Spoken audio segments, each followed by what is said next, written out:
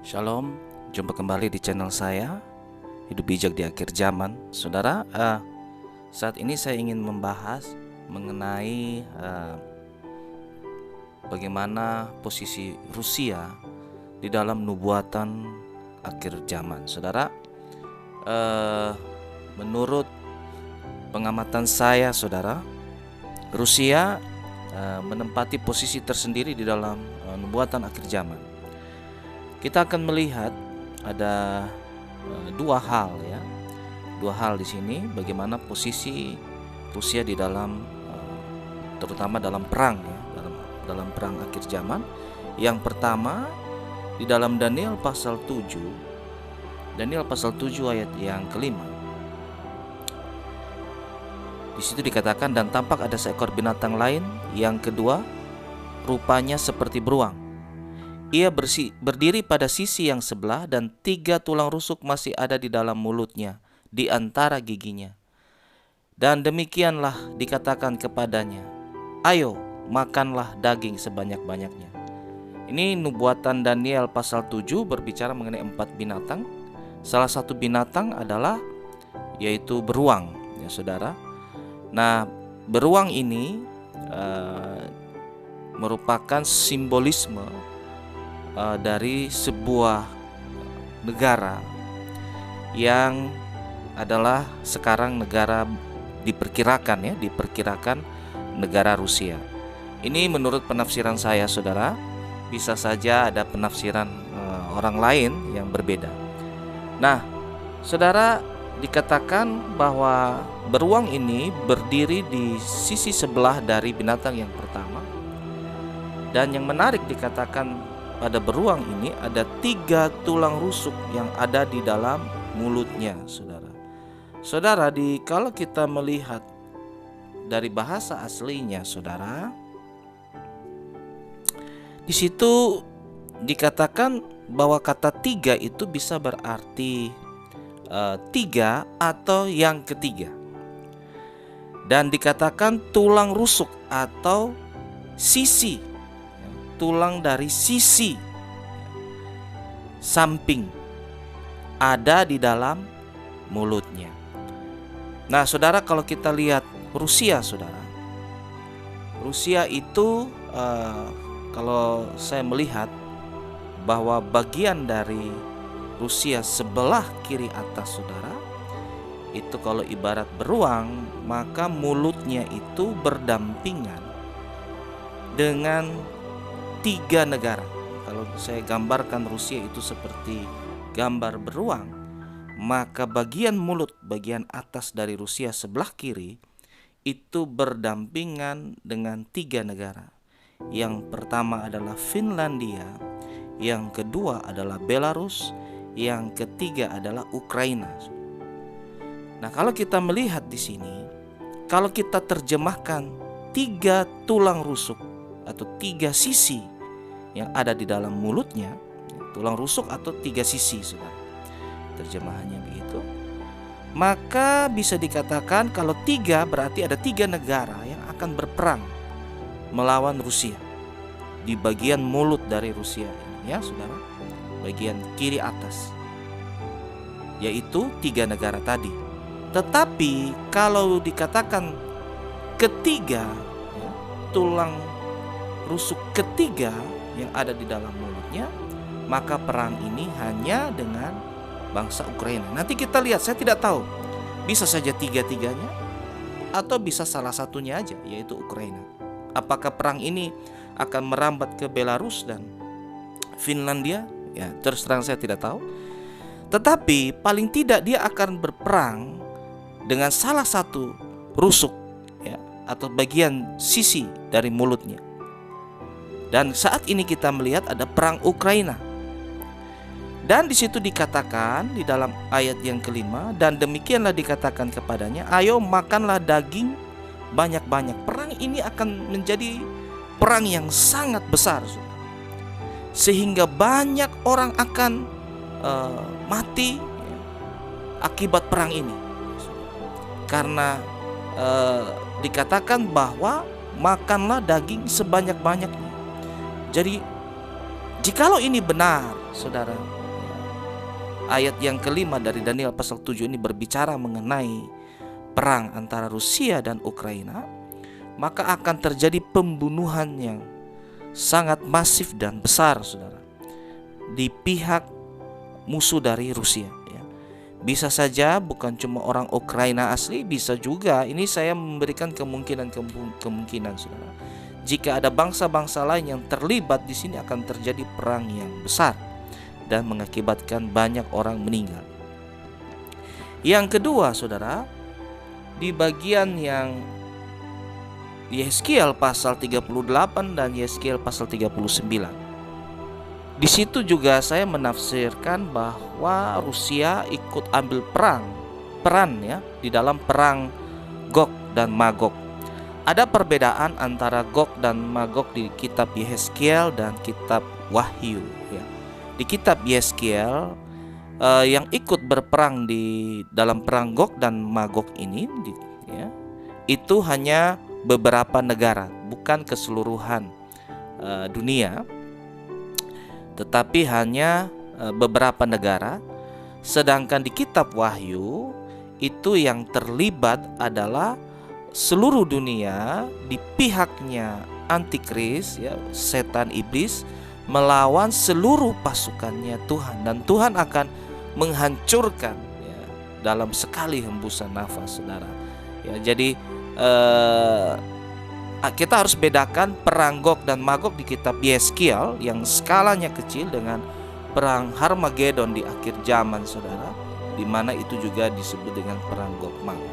Oke, mari kita melihat apa yang tertulis di dalam kitab Yehezkiel pasal 38 dan 39. Di dalam Yehezkiel pasal 38 khususnya ayat yang kedua dikatakan demikian: "Hai anak manusia, tujukanlah mukamu kepada Gog di tanah Magog, yaitu Raja Agung negeri Mesek dan Tubal, dan bernubuatlah melawan dia." Nah, saudara, di sini ada sedikit perbedaan dari terjemahan aslinya, saudara, sehingga menimbulkan beberapa perbedaan terjemahan di dalam bahasa-bahasa asing yang lain, saudara. Dalam bahasa aslinya, Raja Agung itu diterjemahkan sebagai ditulis dalam bahasa aslinya adalah Ros. Raja dari Ros ini diterjemahkan, kalau dari bahasa Aram, Ros ini mempunyai pengertian bisa agung, bisa pemimpin ya, bisa paling atas begitu. Tetapi juga Ros ini adalah sebuah negara di paling utara dari Israel, saudara, ya, seperti di dalam peta yang saya tunjukkan. Jadi ada dua pengertian sini sehingga menimbulkan dua penafsiran ya. Di dalam bahasa Indonesia terjemahan baru dikatakan Raja Agung negeri Mesek, tetapi di dalam terjemahan bahasa Indonesia terjemahan lama di situ disebutkan Rus. Bahasa Inggris pun ada beberapa perpecahan, saudara. Ada yang mengatakan itu dari negeri Rus, ya, ada Rus, ada yang mengatakan juga pemimpin, pangeran ya, diterjemahkan seperti itu. Nah, bagaimana sikap kita, saudara? Saya melihat di situ bisa saja dua-dua artinya pengertiannya benar, bahwa yang akan memimpin perang Gog ini adalah negara Ros ya. Dia adalah negara Ros yang merupakan juga negara pemimpin dalam perang Gog dan Magog. Nah, negara Ros ini dalam posisinya menunjukkan bahwa itu adalah negara Rusia. Jadi, saudara, firman Tuhan di dalam Yehezkiel ini menubuatkan bahwa akan terjadi perang Gog dan Magog yang dipimpin oleh Rusia ya, dengan negara-negara lain yang akan menyerang Israel. Saya memberikan bukti ayat selanjutnya juga di dalam Yehezkiel pasal 38 ayat yang ke-15. Di situ dikatakan, "Dan datang dari tempatmu dari utara sekali engkau dengan banyak bangsa yang menyertai engkau. Mereka semuanya mengendarai kuda, suatu kumpulan yang besar dan suatu pasukan yang kuat." Di situ dikatakan tempatmu dari utara sekali.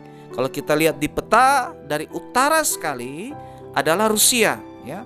Ada utara dan ada utara, paling ujung utara itu adalah Rusia. Jadi sesuai dengan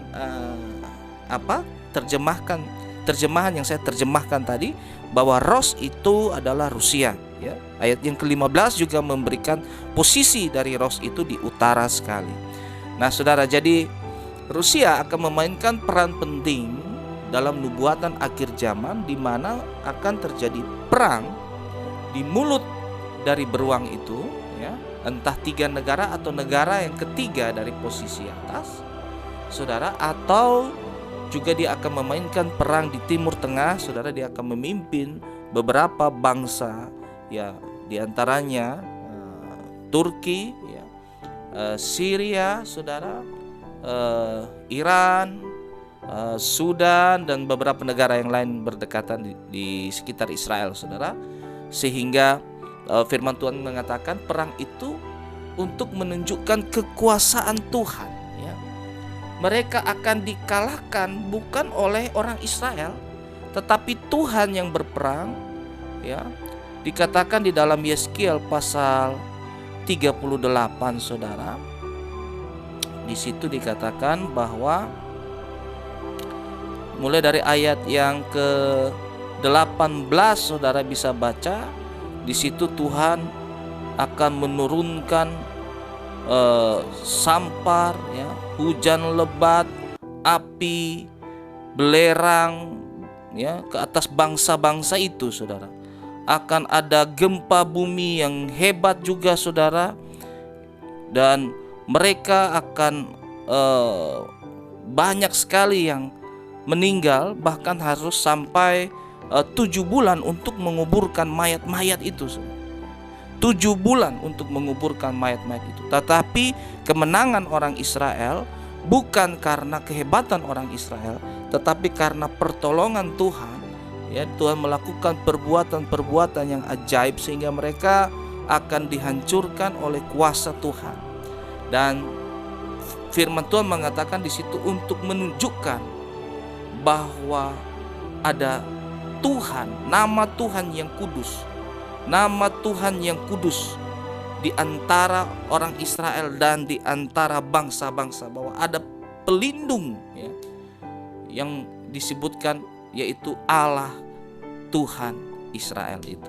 Nah, demikianlah, saudara, nubuatan mengenai Rusia di akhir zaman, saudara. Jadi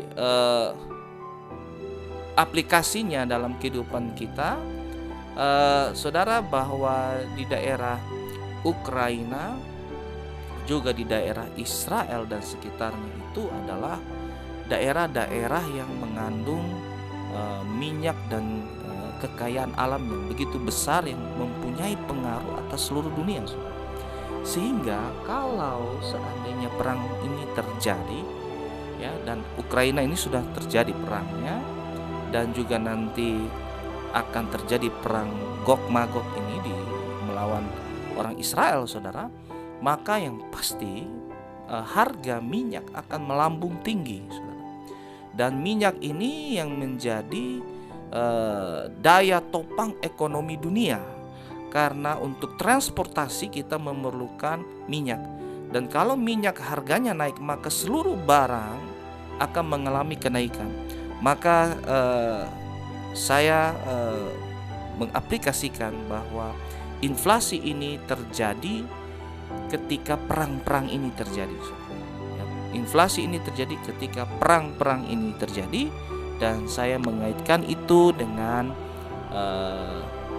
nubuatan di dalam Alkitab, kitab Wahyu, secara khusus di dalam Meterai ketiga dan Meterai keempat, ya. Meterai kedua itu tentang perang, Meterai ketiga tentang inflasi, dan Meterai keempat itu akumulasi dari penyakit sampar, inflasi, dan perang, ya, disertai dengan pasukan antikris. Jadi kita harus bijak menyikapi, mempersiapkan segala sesuatunya dengan baik. Puji Tuhan.